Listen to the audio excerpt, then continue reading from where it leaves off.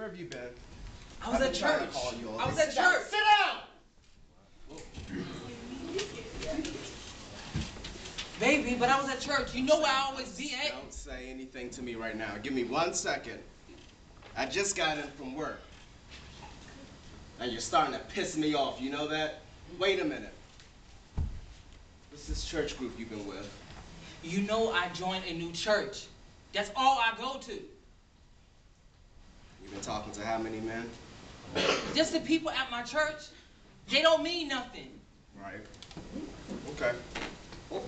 So where were you last? Don't back up off me.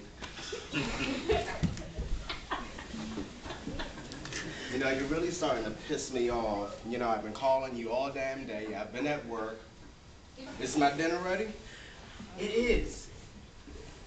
You've been talking to that pastor again, haven't you? Yes.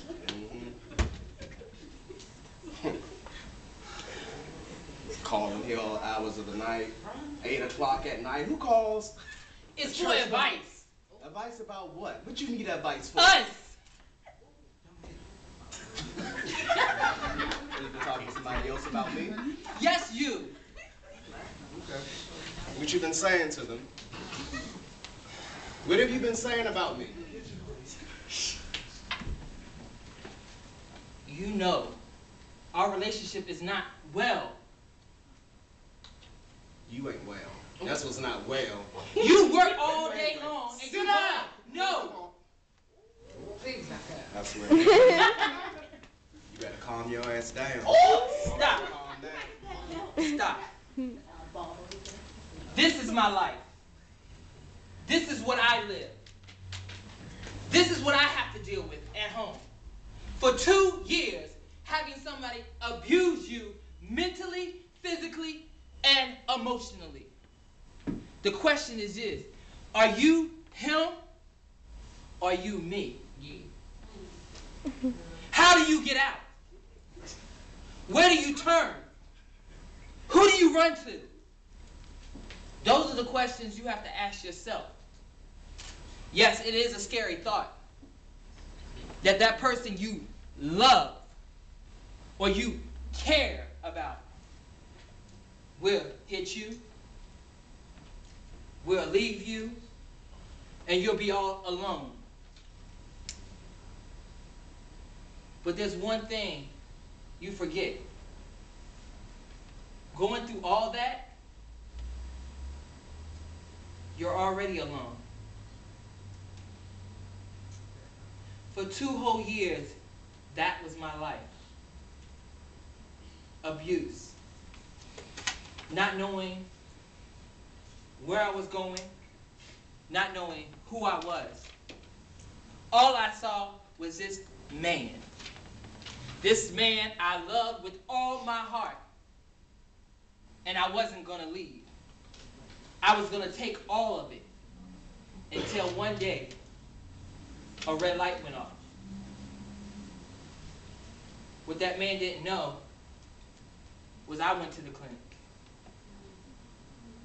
I went and got tested.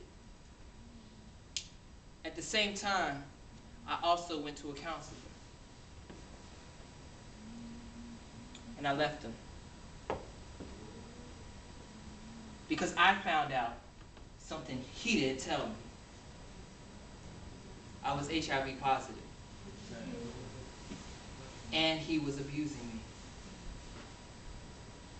The question you ask yourself, is this you or it's not? Okay, thank you.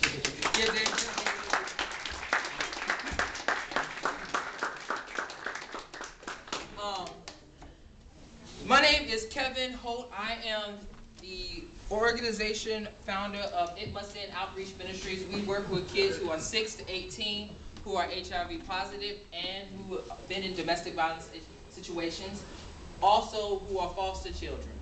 I am a product of all three. Yes, I am positive. I've been positive for going on 9 years, it'll be this year, and I have seen it all.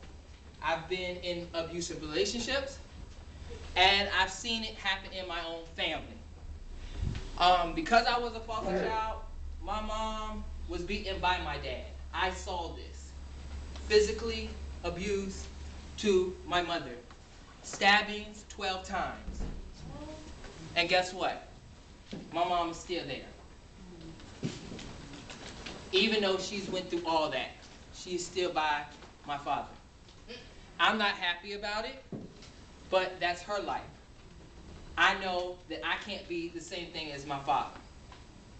Now, also with that, being HIV positive, this is why I come out and speak to young people about both issues, because it's in my life. I deal with it every day. I go to the clinics. I see kids. I see other people that go to the clinics to get blood work and stuff and go to the doctors. I see kids that come into my office and see me and say that I am in a domestic violence situation or I need to get tested. Both of those things come by me. It's not a game when I do this. I'm very serious about this. It's a very serious issue. And believe it or not, between the ages of 18 to 29, more people are finding out they're positive. Black women, females, ask questions. Please. Just because a male says, oh, I've been tested, or I'm clean, that's a lie. I'm being honest. Because until you have a piece of paper in your face and says, oh, it's negative, that's the only way you're going to know. Just by a word of mouth, they can be lying because of how cute you are, or the way you dress, or the way you carry yourself. Males, the same thing. Just because another dude or another female say, oh, you sexy, or you fine, or you got your swagger on and everything else, you don't have a confirm without the piece of paper. Now also, on top of that, this situation about domestic violence. Everybody knows physical violence, right? Raise your hand if you know somebody's been in a physical. And they touched it a couple minutes ago. How many of y'all know anybody who's been in emotion? Okay. What is emotional? What do we mean about emotional? I know they touched on it a little bit, but what do we mean about emotional? Emotional abuse, it can be the simplest thing. It's a withholding of love, affection.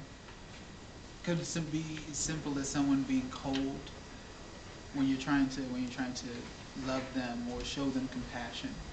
It could even be